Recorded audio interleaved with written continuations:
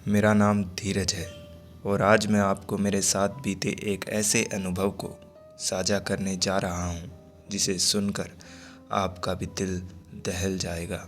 ये घटना तब की है जब मैं कॉरपोरेट ऑफिस में नौकरी करता था। रहने के लिए एक फ्लैट मैंने रेंट पर ले रखा था। ऑफिस से घर और घर से ऑफिस, बस यही थी मेरी ज़िंदगी। उन दिनों ऑफिस पर इतना काम होता था कि मुझे ऑफिस से छुट्टी करते करते रात के 11 बज जाते थे और मुझे मेरे घर की ओर जाने वाली आखिरी बस मिलती थी। और बस में सफ़र करने वाले मेरे जैसे ही इक्का दुक्का लोग होते थे। उस रात वक्त शायद 11:15 का था। मैं बस में खिड़की वाली सीट पर बैठा शहर की गुमनाम सड़कों को ताड़ रहा था और तभी बस अपने पहले स्टॉप पर रुकी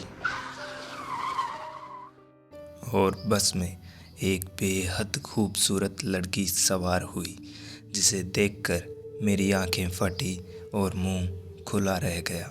और उस दिन मुझे मेरी किस्मत पर नाज महसूस हो रहा था कि वो लड़की पूरी खाली बस छोड़कर मेरी बगल वाली सीट पर आकर बैठी। बस चल पड़ी थी और मैं कैसे भी करके उससे बातचीत करना चाहता था। इसलिए मैंने उससे पूछा कि उसे कहाँ जाना है, तो उसने बताया कि वो 2 स्टॉप आगे ही उतरने वाली है। मुझे मालूम नहीं था कि लड़कियों से कैसे बात करते हैं, इसलिए मैंने उससे पूछा कि क्या आप मुझसे दोस्ती करेंगी। मेरी ये बात सुनते ही वो लड़की हंस पड़ी और तभी बस भी रुकी। उस लड़की ने खड़े होते हुए कहा, इस बारे में कल बात करेंगे, इसी वक्त इसी बस में। और इतना बोलकर वो नीचे उतर गई।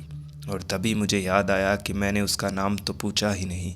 इसीलिए मैंने खिड़की से गर्दन निकाल कर चिल्लाकर उससे पूछा, अरे नाम तो बताओ अपना। तो उस लड़की ने जवाब दिया, मेरा नाम सलोनी है।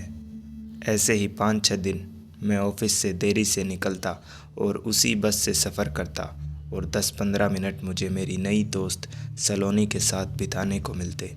एक रात मैं बस में सवार हुआ और जहाँ से बस सलोनी को पिक करती उस स्टॉप पर आने का इंतज़ार करने लगा। उस दिन मैंने पक्की ठान रखी थी कि सलोनी से दिल की बात बोल कर रहूँगा।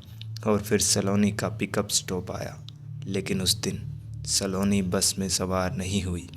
मैंने बाहर गर्दन निकाल कर इधर उधर देखा, सलोनी स्टॉप पर भी कहीं नहीं थी और बस भी एक सवारी को उतार कर आगे बढ़ चली। मेरा तो मानो दिल ही टूट गया था। खैर, लगातार 3 दिन बीते जब मैं सलोनी से नहीं मिल पाया। मैं हर रोज़ उसका इंतज़ार करता, लेकिन वो नहीं आती। और फिर चौथे दिन बस स्टॉप पर रुकी, लेकिन उस दिन भी सलोनी बस में सवार नहीं हुई। मैंने खिड़की से बाहर देखा तो उस दिन सलोनी स्टॉप पर खड़ी मेरी ही तरफ देखकर मुस्कुराए जा रही थी, लेकिन बस चलने को ही थी। और फिर भी सलोनी बस में सवार नहीं हुई। इसलिए जाने मेरे मन में क्या आया कि दौड़कर मैं ही बस से नीचे उतर गया और उसके पास जाकर उससे पूछा कि वो इतने दिन कहाँ थी और आज भी बस में सवार क्यों नहीं हुई। तो सलोनी ने एक सर्द सी आवाज़ में कहा, मैं तुम्हारी बेताबी देखना चाहती थी। मैं सोच ही रहा था कि सलोनी की इस बात का क्या जवाब दूं। तभी सलोनी दोबारा बोली, अरे मैं यहीं शिफ्ट हो गई हूँ, मुझे अब आगे नहीं जाना पड़ता। और फिर बातों बातों में सलोनी ने मुझसे पूछा कि मैं अब यहाँ से घर कैसे जाऊँगा। और सच कहूँ तो मुझे भी नहीं पता था कि मैं अब यहाँ से कैसे घर जाऊँगा, लेकिन सलोनी ने मुझे ऑफ़र किया कि क्यों ना मैं आज रात उसके घर पर ठहरूं। और वैसे मैं भी यही चाहता था।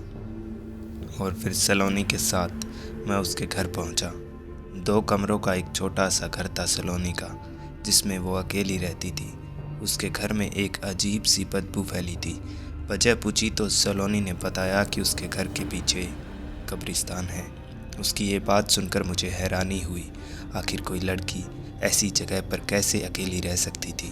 खैर, 1 बजे तक हम दोनों सो चुके थे और मुझे कुछ ही देर हुई थी नींद आई कि एक आवाज़ से मेरी आँख खुली। उठकर देखा तो सलोनी अपनी खाट पर नहीं थी और वो कुछ सख्त सी चीज़ चबाने की आवाज़ काफ़ी तेज़ आ रही थी। मैंने 1-2 बार सलोनी को पुकारा और पुकारते ही वो आवाज़ शांत हुई, लेकिन सलोनी ना तो मुझे कहीं दिखी और न ही उसका कोई जवाब आया। मैं अपने बिस्तर से उठा और धीमे धीमे कमरे के दरवाजे तक गया और जैसे ही कमरे का दरवाज़ा खोला मेरी नज़र सीधा बाथरूम डोर पर पड़ी, जो खुला और अंदर से अपना मुंह पहुंचती हुई सलोनी बाहर निकली और उसने झट से बाथरूम का दरवाज़ा बंद किया। सलोनी के नीचे वाले होठ पर लाल लाल कुछ लगा हुआ था और मैंने गौर किया कि जब सलोनी ने बाथरूम का दरवाज़ा खोला था तब एक भयंकर जानलेवा बदबू पूरे कमरे में फैली थी और जब उसने दरवाज़ा बंद किया तो वो बदबू फीकी हो गई। खैर, सलोनी मेरे पास से गुजरकर सीधा अपनी खाट पर जाकर एक तरफ करवट लेकर सो गई, लेकिन मुझे इतना तो समझ आ चुका था कि कुछ तो गड़बड़ है। इसीलिए मैं धीमे धीमे बाथरूम तक गया और जैसे ही बाथरूम का दरवाज़ा खोला तो मेरे पैरों तले ज़मीन खिसक गई, क्योंकि बाथरूम में 4 कटी फटी लाशें पड़ी थी और लाशों की हालत देखकर मेरे दिमाग में एक ही तस्वीर बन रही थी कि सलोनी इन्हीं लाशों को खा रही थी। अब मेरा वहाँ से भाग जाना ही ठीक था और इसी इरादे से मैं पलटा और पलटते ही देखा कि सलोनी ठीक मुझसे एक हाथ की दूरी पर अपने बाल बिखेरे खड़ी थी। सलोनी को ऐसे देख मेरी सांसें ऊपर नीचे होने लगी थी और तभी सलोनी ने आगे बढ़कर एक हाथ से मेरा गला इतनी कसकर पकड़ा कि कुछ ही पलों में मेरे गले की सारी नसें उसकी मुट्ठी में आ चुकी थी। सलोनी एक झटका और कसकर मारती तो यकीनन मेरी जान निकल जाती और उसने कसकर एक और झटका अपने एक हाथ से मारा और तभी मेरी आँख खुली। बहुत भयानक सपना देख चुका था मैं। मेरे रोंगटे हकीकत में खड़े थे और मेरे डर में और भी इजाफा हुआ जब मैंने पाया कि सलोनी पूरे कमरे में कहीं नहीं थी और तभी अचानक दीवार के उस पार से एक धीमी सी आवाज़ मुझे सुनाई देने लगी। मेरा गला सूखे जा रहा था और फिर भी मैं खड़ा होकर धीमे धीमे चलकर दीवार तक गया और दीवार से कान लगाकर उस पार की हलचल को सुनने की कोशिश की कि तभी मेरे बालों को पकड़कर मेरे सर को किसी ने ज़ोर से दीवार में मारा। दर्द में कर्राता हुआ मैं पीछे पलटा तो देखा पीछे सलोनी खड़ी थी, जो मुझसे कह रही थी, तुम्हें तो गहरी चोट आई है धीरज, रुको मैं तुम्हारी पट्टी किए देती हूँ। और इतना बोलकर एक बार फिर उसने मेरा सर पकड़ा और दीवार पर 2-4 बार ज़ोर ज़ोर से मारा। सर फट के काफ़ी खून बहने लगा था और मैं ज़मीन पर गिर पड़ा। उस वक्त मैं बेहोश भी था और होश में भी था। पलंग के नीचे मुझे मेरे जैसा ही कोई ज़ख्मी इंसान बेहोश पड़ा नज़र आ रहा था। उसकी बेहोश आंखों में मेरी आंखें कट चुकी थी और फिर मुझे महसूस हुआ कि गुनगुनाता हुआ कोई मेरे पैर पकड़कर मुझे घसीटने लगा और उसी दौरान मैं बेहोश हो गया।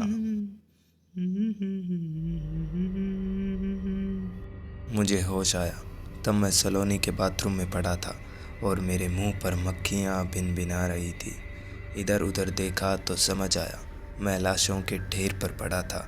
वो नज़ारा इतना भयानक था कि किसी की भी वो नज़ारा देख मौकाए वारदात पर मौत हो सकती थी, लेकिन फिर भी मैंने अपनी बची खुची हिम्मत बटोरी और उन लाशों के ढेर को पार करके बाथरूम से बाहर निकला तो देखा सलोनी दीवार पर खून से लिख रही थी, प्यार प्यार प्यार। बाथरूम का दरवाज़ा खुलने की आवाज़ से सलोनी मेरी तरफ पलटी और मुस्कुराकर फिर से दीवार पर लिखने लगी। मैं वहाँ से चुपचाप निकल आया। सलोनी का मकसद तो मुझे मारना ही था, लेकिन शायद उसके मन में भी मेरे लिए कहीं थोड़ा बहुत प्यार था, इसलिए उसने मुझे जाने दिया। लेकिन अक्सर रात को सलोनी मुझे उसी स्टॉप पर खड़ी नज़र आती थी, लेकिन बस में सवार नहीं होती थी। मजबूरन मुझे मेरी नौकरी ही छोड़नी पड़ी। मैं हूँ सैम और ये थी रेड स्केरी पॉडकास्ट में आज की कहानी।